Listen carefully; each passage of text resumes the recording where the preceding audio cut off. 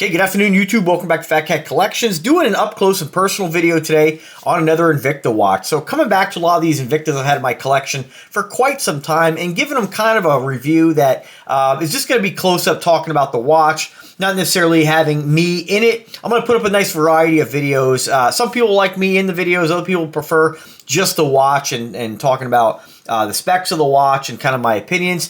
Just so you guys know a little bit of my resume, I have over 470 watches in my collection, so I have a pretty good idea of what you get for your money across many, many different brands. So today, this is Invicta's Hydromax. This watch is roughly about 9 years old. It came out roughly around 2012-ish. Don't quote me exactly on the year, but roughly around that time frame is when I picked it up. And this is a true homage. And what I mean by that is a lot of times the word homage is kind of thrown around the watch community as a watch that's basically a legal copy. Homage means to pay tribute to, right? To pay respect to kind of pay tribute to something, right? And so realistically, when we look at the many Rolex Submariner homages that are on the market, don't get me wrong, I like them, I wear them, they're enjoyable watches, don't get me wrong, but it's really not a homage. It's really sort of a legal copy. It's not really paying respect to anything, right? It's really just ripping off the design. And remember, that's really pretty loose to say as well, because frankly, Rolex is a very basic design. I mean, what do you have really unique about a Submariner, other than the fact it says Rolex? You have a 3-link bracelet, a round case, very small crown guard, screw-down crown. I mean, it's pretty basic watch. Some folks even say that the Rolex is a homage to a 50 Fathom. So there's always somebody who came out first. I really don't think a lot of the watches out there, though, when they're called homages, when they duplicate everything from size, links of bracelet, everything, where it's basically a Rolex, just, you know, different, of course, manufacturing, different movement, different brand, that's not really paying homage. Just basically ripping off design. Now, I'm not against that, don't get me wrong, but this is a true homage. And what I mean by that is this is meant to pay respect, in my opinion, to the Rolex Deep Sea Challenge. And the difference between this is when you look at this, this is not one-to-one to anything Rolex did. Now, Rolex did do a Deep Sea Challenge. I think they went down 3,000 meters. This watch is rated down to, geez, what is it? I think it is 3,000 feet. Yeah, 3,300 feet, 1,000 meters. And what really makes this watch super unique is how big it is. Now, you might be saying, gosh, you know, Invictas are all big. They're really not. There's a good variety with Invicta. But what's really cool about this is I can't think of any other watch on the market across all brands that is as thick. So this watch here measures 29 millimeter all the way to the top of crystal to case back. It is, in my opinion, the largest or thickest watch that you can get. Now, some of you, if you know of a watch that's thicker, by all means, let me know, drop a comment. But I really think that this is an amazing watch to have in your collection. Now, my only gripe with this watch is I did get it in the gold bezel, gold face. And I wish I would have went with just a regular black. But it's still a fantastic piece. This is considered a Swiss-made watch. And it says Swiss made right there. And that's because the movement that they put in here is probably just falls under the category of Swiss made. It is a quartz. It is a GMT. It is just a tank of a watch. I think this is a 50 or 52 millimeter diameter watch. But what really makes it is just how thick and beefy it is. It is really a fantastic piece. And this is just another example, even though I can't prove it to you today, of the incredible quality you get with Invicta. Like, this watch is about 120 bucks, and I've seen these as low as 99. There was one that I had on my radar that had the blue face on it, and I even like the gold one. However, sometimes you have to be a little careful if you decide to buy this because they have two different, well, I shouldn't even say two different. Sometimes Invicta like reuses their name, which kind of bugs me. But I know if we're talking original Hydromax, which is what this is, then you have two different variations. One does not have the raised crystal. And I think that's really important when buying this watch because that's what really gives it that extra size. You know, that's what really makes it, well, not the only thing that makes it unique, but it makes it super unique to have this huge giant crystal sticking up. It is really an interesting piece. Helium release valve. It is made in several different colors as mentioned. Again, depending on which one you get may determine whether it has that crystal or not. So one thing I'd mention to you is if you do want to get this, is to make sure that if you see this on one of the websites, I'll try to link you guys to where this might be available, that if you see a specific, like, I'll put the model number and I'll put the link to this specific watch, but just because you see one that looks like it that says Hydromax, you really have to cross-reference the model number and try to find pictures of it. eBay's a good resource because a lot of times sellers will show you these size shots, but it doesn't always have that crystal. So what do you get with this? So it is a screw-down crown, huge water resistance rating, although we don't really know if this, if you put this in a watch pressure tester, would it hold up? I don't know, not really sure. But regardless, I'm not too concerned with that because I'm not going to be diving. Human beings are not going to be diving to 3,000 feet. And if you are in some sort of job or industry that you are diving to 3,000 feet, like you're probably not going to throw. If you need it for diving purposes, you're not going to use this, right? This is kind of a novelty. Although it's a fantastic quality watch. Again, 3/16 stainless steel, nice dual push button deploying clasp. And this is something kind of unique, honestly, for Invicta. Because Invicta, actually I shouldn't say that. It is a friction clasp, but it has a dual push button deploying diver extension. And this is something that I've never seen on any other Invicta. Nice milled clasp. It is a reserve level piece, which doesn't really mean much because you really have to take each Invicta as it comes and really have to give it a once over because there is quality differences in Invicta. Sometimes there's those entry-level Invictas, and sometimes the price on those can be the same as this, but they're just not the same quality.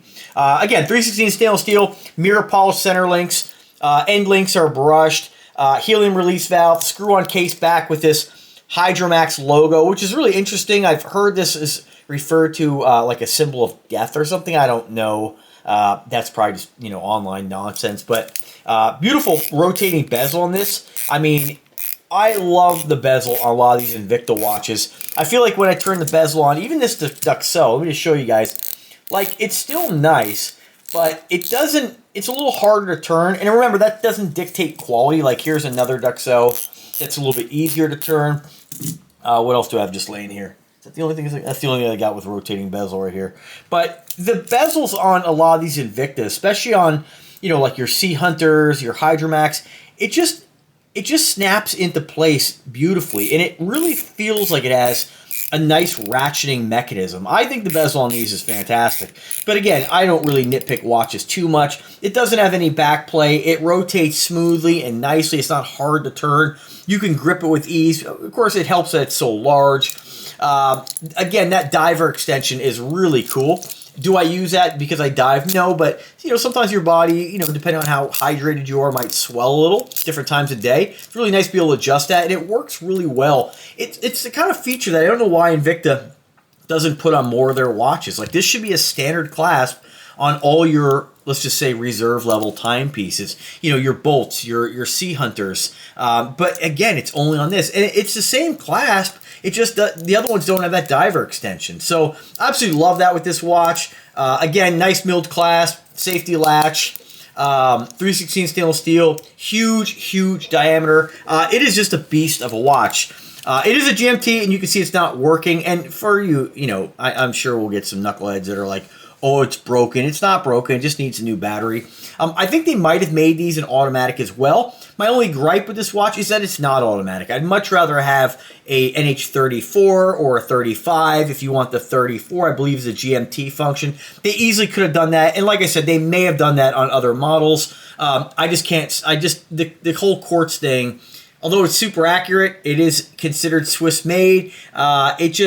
I don't know, you have to constantly worry about the battery. Nice deep dish on this. I always refer to these watches as deep dish because you really see into the watch. It's a really, just really special piece. And I'm really surprised I didn't pick up that gold one. It was like $100. And that's the thing with a lot of the Invicta watches. Sometimes you snooze, you lose. And I guess, I won't be too bent out of shape about it just because I have, so many watches. I don't wear a lot of the watches I have. There's only so many days in the year, right? So, and a lot of times I'll wear one watch and I'll wear it, a couple days in a row. So, watches like this don't really get as much love or wrist time as they used to, just because there's so many. Crown is smooth. Some folks will be like, oh, turn the crown on a luxury watch. It's all just nonsense. This is buttery smooth. Screws down fine. I mean, it's really an interesting piece. And I think that if you are a collector of unique timepieces, even if you're not an Invicta collector, right, is just a very cool piece to have into your collection. And if you are an Invicta collector, you haven't picked one up, man, it is just a dope piece. And again, I regret not picking up the gold one. Let me just go ahead and throw it on the wrist so you guys can see what it looks like. Now, I got a 7-inch wrist. I weigh 182 pounds, although for purposes of video, you know, you're not going to see me in this one, so it doesn't really mean anything. But you'll see what it looks like on the wrist.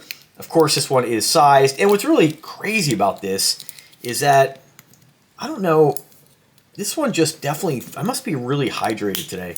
There we go. It's really tight on me. Like, I could almost take a link out of that. But again, the cool thing about it is just pop that dive extension.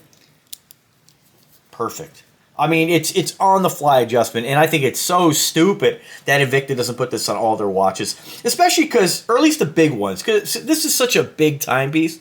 You know, they're not like, of course, you know, some folks, I've said it many times, like, oh, people are like, oh, it's not comfortable, or they'll look at like watches that are super small like this or regular size, say, oh, it's comfortable. You know, I feel like they're all about the same. But when you start getting into these oversized pieces, of course, they're definitely not going to be as comfortable wearing for 8 hours as something that's smaller, lighter weight. A lot of times you can kind of irritate the on the bone here. But, you know, for me, it doesn't, I wear them because I really enjoy them, and it doesn't really, I'm not going to stop wearing them because I might get a little irritation, right? But it is legitimate to say that. But with the big watches, again, your body's going to swell. Your wrist is never going to be 100% the same all the time. So why they don't put this on all, like, their Venoms, their Bolts, their Zeus, their what else they got? The Sea Hunters for sure is beyond me, because it's just such a great addition. Now, I don't even know if you were to find some of the other variation on this watch if they're going to have the adjustable clasp. So you just got to really, you know, Invicta's really bad about, they make so many watches, they're really bad about putting the specifications on their site. You know, of course, they'll have, you know, if you look at the model number, and I'll link you to where you can get this, you know, you're going to have the basics, you know, flame fusion crystal on this, 3/16 stainless steel, screw down crown, helium release valve, dual push button extension, regular friction lock clasp, milled clasp. You know, you're going to have most of the important features. But remember, at the end of the day, the most important thing about a watch is, number one, do you like it? Number two, what is it made out of? 3/16 stainless steel? Bam, you got a winner right there. And then after that, we're going to start to nitpick it. Crystal, flame fusion. If you look at the scratch test done by Ben's Watch Club, which was a little bit biased, but, you know, it was, we'll give it there was some fairness into it. You know, the flame fusion was fantastic, but at the end of the day, sapphire is going to be your most scratch resistant, but not so much better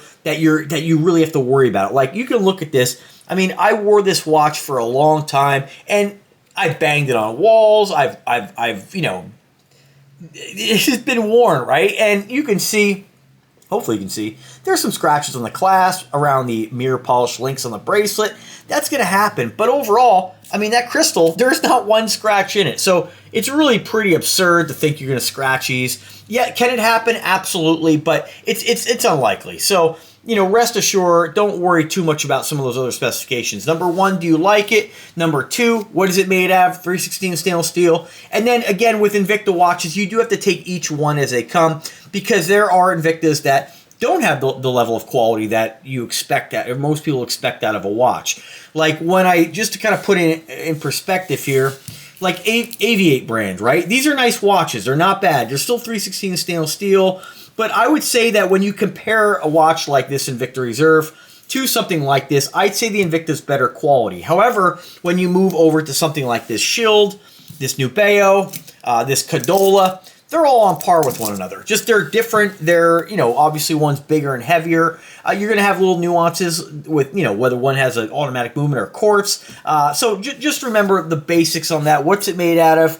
Do you like it? And if you go with that idea when buying a watch, then you're going to be pleasantly surprised that most watches on the market are fantastic quality, and you can really get a lot of bang for your buck. And most importantly, get a lot of really fun variety in your collection like this. So if you haven't checked out the James Cameron Deep Sea Homage, James Cameron Deep Sea watch by Rolex, you'll get an idea what that looks like and how similar this is. But again, it does its own thing because it's so much bigger. It really just kind of dwarfs that watch. So excellent watch. Definitely give it a go. If you guys have any questions whatsoever, let me know. Thanks for watching, folks. Have a great day and take care.